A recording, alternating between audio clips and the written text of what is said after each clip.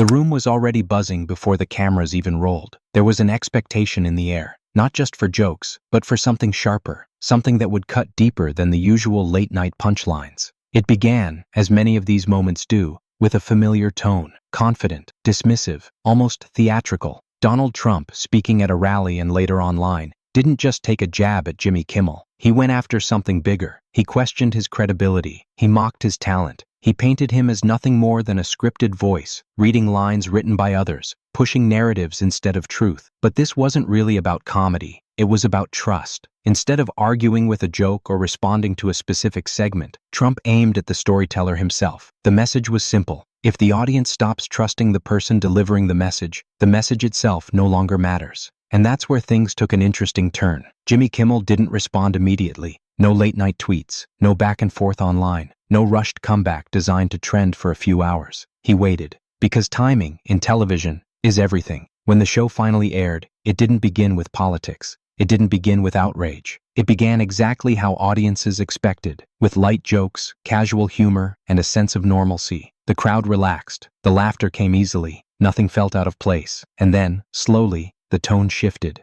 Kimmel reached over to his desk and picked up a printed page. No dramatic music, no exaggerated expressions, just a calm, measured delivery. He read Trump's accusation word for word, letting each line sit in the air a little longer than usual. The audience reacted, but not with explosive laughter. It was more restrained, curious, almost cautious. He placed the paper down carefully, like evidence in a courtroom. Then came the pivot. When someone can't win against the joke, he said, they try to discredit the person telling it. It wasn't loud, it wasn't aggressive, but it landed. Instead of escalating, Kimmel reframed the entire conversation. He wasn't asking the audience to agree with him. He wasn't demanding belief. He was asking for something much simpler: verification. Behind him, a screen lit up, clean, organized. 3 columns: claim, source, verification. This wasn't comedy anymore. This was structure. The first claim appeared: that nobody watches his show. Without raising his voice, Kimmel let the footage speak. Clips rolled of Trump referencing him repeatedly, mentioning his name, reacting to segments, posting about him online. Each clip came with timestamps, dates, context. The implication was clear without being stated outright. If no one is watching, why keep responding? The audience caught on quickly. The laughter returned,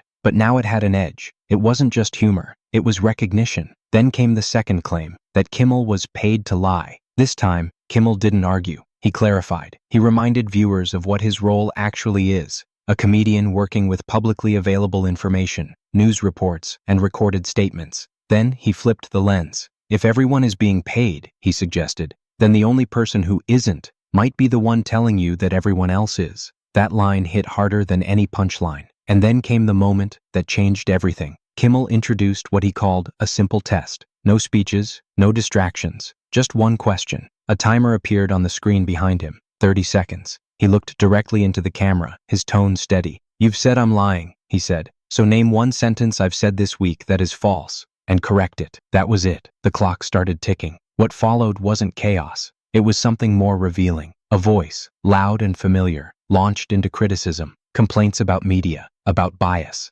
about unfair coverage. The volume increased, the energy rose, but something was missing: the answer. Kimmel didn't interrupt. He didn't argue. He simply pointed at the timer and repeated the question, again and again. The audience began to laugh, not because it was funny, but because it was clear. The louder the response became, the more obvious the absence of a direct answer felt. Seconds passed, then more, and then the buzzer sounded. Kimmel raised his hand slightly, almost signaling the end of something. "There it is," he said. Not a victory, not a celebration, just a conclusion. Because in that moment, the conversation had shifted completely. It was no longer about who was louder. It wasn't about who delivered the sharper insult. It was about something much simpler: the difference between accusation and proof. And sometimes, that difference says everything.